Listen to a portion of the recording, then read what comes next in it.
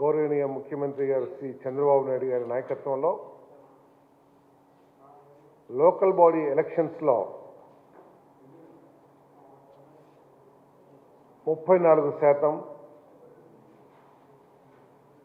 Urban ఎలక్షన్స్లో 33.33% reservations బలహీన వర్గాలకి కల్పించాలని చెప్పేసి ఒక చారిత్రాత్మక నిర్ణయం తీసుకోవటం నిజంగా బలహీన వర్గాలకి మేలు చేసే నిర్ణయంగా నేను మనవి చేస్తా ఉన్నాను. ఇదే ముఖ్యమంత్రి గారు 1995లో ఆనాడు బలహీన వర్గాలకి 34% చేసిన వ్యక్తి కూడా చంద్రబాబు నాయుడు గారు కావటం ఇది నిజంగా యాదృశ్చికం కాదు. అది నిజంగా బలహీన వర్గాలకి చంద్రబాబు నాయుడు గారికి తెలుగుదేశం పార్టీకి ఉన్న అనుబంధం అని చెప్పేసి నేను భావిస్తూ ఉన్నాను. నేను 1995 నుంచి కూడా 2019 వరకు 34% రిజర్వేషన్ పొందిన బలహీన వర్గాలు తర్వాత వచ్చిన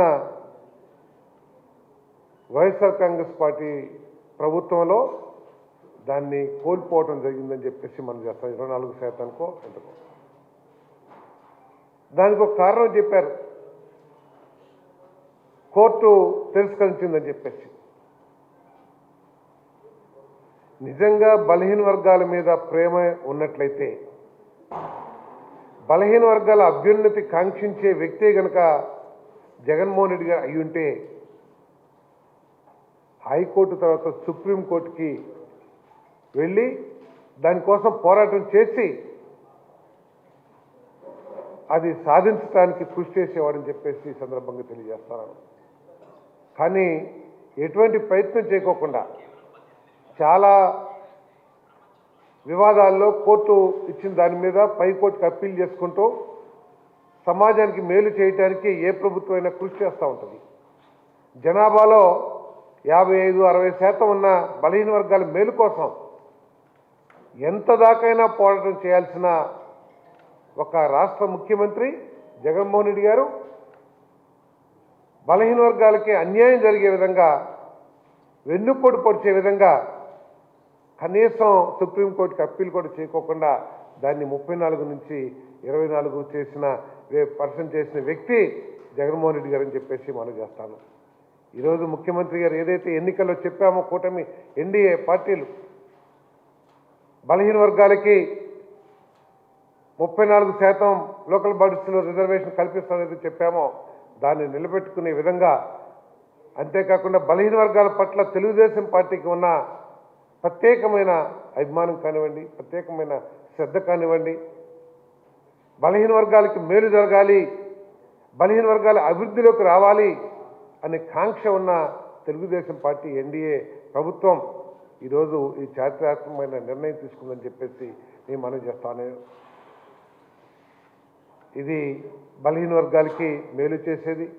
బలహీన వర్గాల పట్ల తెలుగుదేశం పార్టీకి ఉన్న చిత్తశుద్ధి ఏమిటో, ఎన్డీఏ ప్రభుత్వానికి చిత్తశుద్ధి ఏంటో కూడా ఈరోజు స్పష్టమైందని చెప్పేసి కూడా నేను తెలియజేస్తున్నాను. మరి ఈ 2 సంవత్సరాల్లో గత ప్రభుత్వం ఈ విధంగా రాజకీయంగా వెన్నుపోటు పొడచడమే కాకుండా బలహీన వర్గాల్ని ఏ విధంగా ఇబ్బంది పెట్టిందో కూడా ఒకసారి ఆలోచించాల్సిన అవసరం బలహీన వర్గాలకు ఉందని చెప్పేసి మనం చేస్తాం.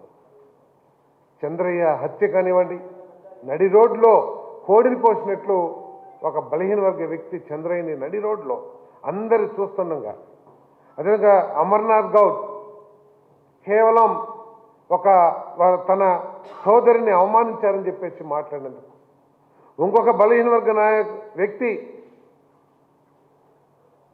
ప్రభుత్వాన్ని ప్రశ్నించాడని, ఏది దొంగ మద్యమో లేకపోతే చీప్ క్వాలిటీ లేని మద్యాన్ని ఇస్తున్నారని చెప్పి ప్రశ్నించాడని, ఇప్పుడు బలహీన వర్గాలకి మధ్య వివాదం సృష్టించి రాజకీయ లబ్ధి పొందాలని ఏ విధంగా మాట్లాడుతున్నారో కూడా ప్రజలందరూ కూడా అర్థం చేసుకోవాల్సిన అవసరం ఉందని చెప్పేసి కూడా సందర్భంగా తెలియజేస్తా ఉన్నాను.